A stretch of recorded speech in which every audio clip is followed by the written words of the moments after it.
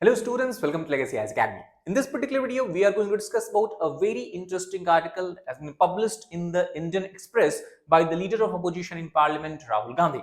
Now, in this context, he has stated that in the recently held Vidhan Sabha election in the state of Maharashtra, the election was not conducted in free and fair manner. Rather, there was a large-scale rigging of the election to give advantage to the ruling dispensation in the center, that is the Bharatiya Janata Party.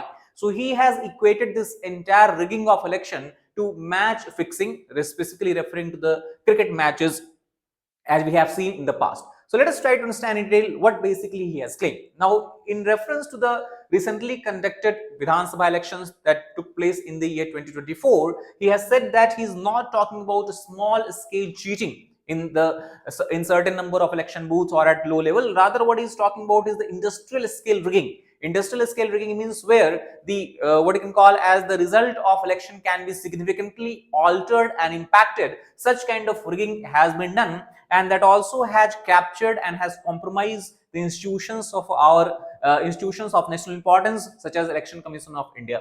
So let us try to understand what basically he has said.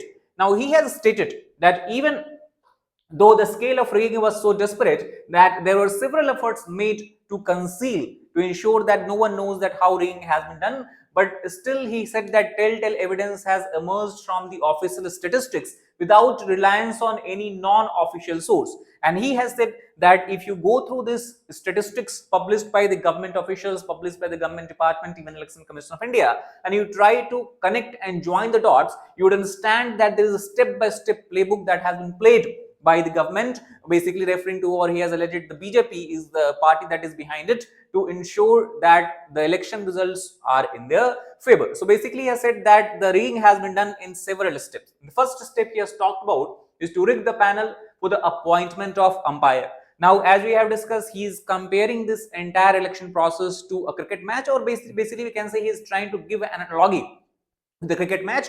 And as we know that in the cricket match, the final decision about the fate of a player is in the hand of umpire. So similarly, he said that similarly, if we talk about in the election conducted across India, it is the election commissioner or election commission of India as an institution, we can say, can be equated with the umpire. So he has claimed that in year 2023, government of India has brought in an act called as Election Commissioner Appointment Act. This act was largely brought in to change the appointment methods of the election commissioners of India.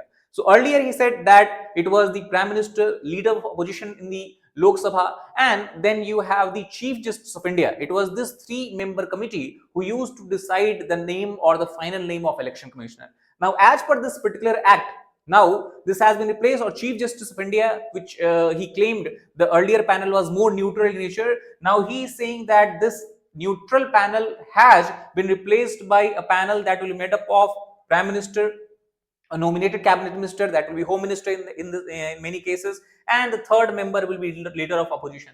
And in this case, the procedure clearly states that PM and home minister can decide who will be the election commissioner by a 2:1 majority. And this is understandable because leader of opposition anyway can be outnumbered, as there is a 100% chance that PM and any other cabinet minister will agree on a certain name as such. So this is the first step he has said is what can be considered as the way how rigging can be ensured in the future elections also, that is to rig the panel for the appointment of umpires itself. Apart from that, in the second case, he has talked about the specific case of Maharashtra, where he said that industrial scale rigging has taken place. He has said in this particular state, an attempt was made by the government to inflate the voter register with fake voters. For example, he has also given data to substantiate his view. He has stated that if you look at the 5-year gap, that is 2019 when Vidhan Sabha elections were held last time in Maharashtra, and 2024 in the month of May when you have recently concluded, or last year basically the Maharashtra election was concluded. Now, if you look at the number of voters, in 2019 it stood at 8.98 crore, which rose to 5 years later to 9.29 crore. That means if you look at a difference, it will be a difference of about 31 lakh. That means what he's trying to say, that in 5-year period, voter number increased by 31 lakh. Now, again, he is saying that if you look at the number between May 2024 and the November 2024, sorry, in May 2024, you have the Lok Sabha elections. So, he is quoting the figure from the Lok Sabha elections. And then in November 2024, you have the Vidhan Sabha elections. So, if you look at the gap The gap is merely of just 5 months, but in this 5 months, the number of voters rose, or as the term he has used is leaped by 41 lakh, and now it is stood to 9.70 crores. So he's trying to point a discrepancy here, where in the 5 years number of voter rose by just, we can say, 31 lakh, and then in 5 months just voter number rose by 41 lakh as such. And also he's saying that the registered voter, that is total number which stood at 9.70 crore, even if it is greater than the 9.54 crore adults in Maharashtra, if you go by the government data book itself. So as we know that in India we practice universal adult franchisee, that means it is every adult member of the society who is eligible to vote as such. So he is pointing the gap here, that how come the number of registered voter is higher than the number of adults in the Maharashtra. So something seems to be not right here. So that is the step 2, where he is claiming that the government has tried to inflate, or BJP has tried to inflate the voter register with the fake voters as such. Step 3, again, he has taken an example of the voter turnout data. He has said that inflate voter turnout figures on top of an inflated voter base. So example, he has taken data from last 4 elections. He has said that if you look at 2009 election, provisional turnout was only 60%. Provisional turnout means that number of people who had turned out to vote by 5 p.m. in the evening, the day when voting has to take place. And final turnout is 59.50. That means many people who have turned out, maybe some of them have not cast their vote, rather they have returned back. So that is why there is slight decrease. So there is a difference of 0.5% between the actual turnout, final turnout versus the provisional turnout. 2014, it is 62, 63.8. There is a difference of 1.08%.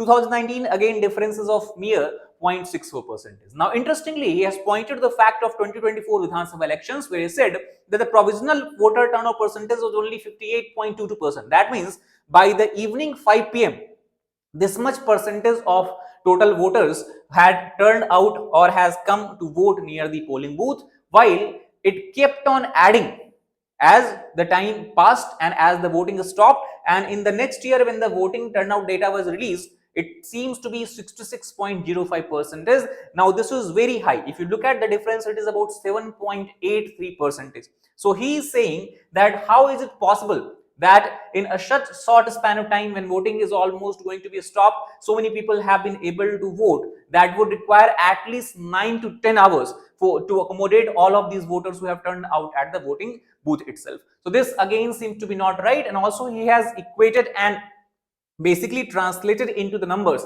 that this increase of 7.83 percentage point is equivalent to 76 lakh voters, which is not seen in any of the earlier Vidhan Sabha elections, and is much more higher than the previous Vidhan Sabha elections as well. So that is how also we can understand the step 3. Now step 4, what he is claiming is that pinpoint targeted bogus voting turned out BJP into Bradman. Now Bradman, we know, is considered as the batsman with highest striking rate. He was the batsman from Australia. So he has compared that pinpointing of targeted bogus voting. It was because of this bogus voting, BJP has turned out to be Bradman in terms of the strike rate. That means in terms of the number of constituencies contested versus number of constituency where BJP has declared and has got victory as such. Now, what he's saying that in the Maharashtra itself, if you look at the number of the polling booth, it is 1 lakh number. And in this case, when he is talking about such huge number of voters have been added in the last 5 months, he said that most of these added voters were targeted in only about 12,000 booths. These 12,000 booths were spread across 85 constituencies in which the BJP had performed poorly in the last Lok Sabha elections. And the EC has described the sharp increase in voters as a welcome trend, because EC Election Commission has said that the number or the increase in percentage of voters is on the ground of more and more participation of youth as such. So apparently the welcome trend, he is saying, is restricted to only 12,000 booths. That means out of 1 lakh booth, only in these 12,000 booths we have seen such a huge increase in the number of voters as such. And he also has given an example of Kamathi, which serves as a typical case study for him. Now, in the case of Kamathi, he has stated that if you look at the last Vidhan Sabha elections, in the last Vidhan Sabha election, that is in 2019, the Congress has acquired about 1.36 lakh votes, while on the other hand, BJP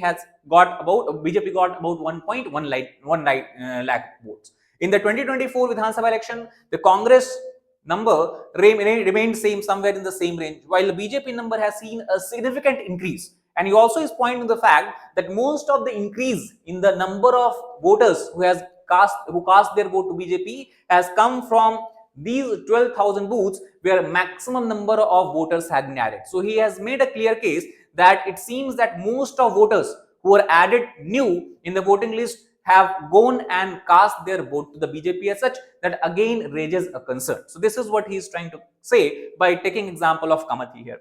Increase in strike rate. Now due to this, there has been increase in strike rate in the May 2024 Lok Sabha elections. BJP had a strike rate of 32%. That means it won 32% of seats it had contested.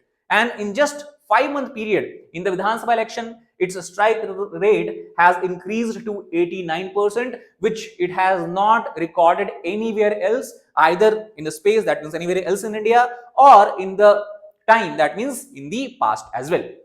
So this is what he is referring to step 4 in the allegation of rigging of elections. Step 5, he is talking about that after rigging is done, also attempt has been made to conceal the evidence trail as such. For example, when the opposition party member, the political parties went to election commission to ask for questions and queries, the election commission as per him has acted in what he has referred as silence, and also many times in the form of aggression as such. And he has given the example that the political parties, the opposition parties has demanded to make available voter rolls with photos to ensure that there is no bogus voting or bogus voter, but that has been summarily dismissed. This request has been summarily dismissed by the Election Commission of India. Not only that, when the High Court gave an order to Election Commission that it should share videography and CCTV footage of voting in a polling station, the government reacted by amending 1961 Conduct of Election Rules section 93(2)(a), and as per this amendment, now the CCTV footage and videography has been made restricted. It cannot be made available to the public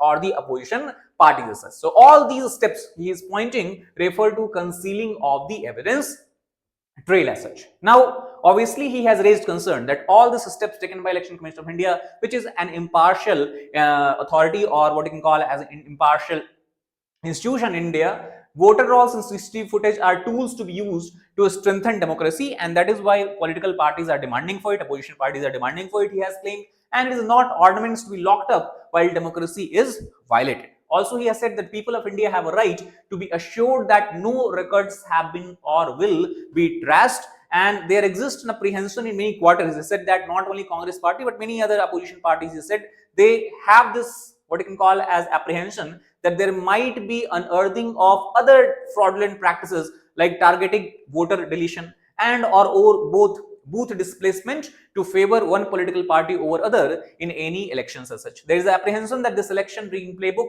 has been in play for years. So he is also claiming that it is quite possible that it's not only the Maharashtra Vidhan Sabha election where such industrial digging has taken place. He says that it might have happened in the past as well in the earlier elections, either at the state legislative assembly level or even at the central level as such.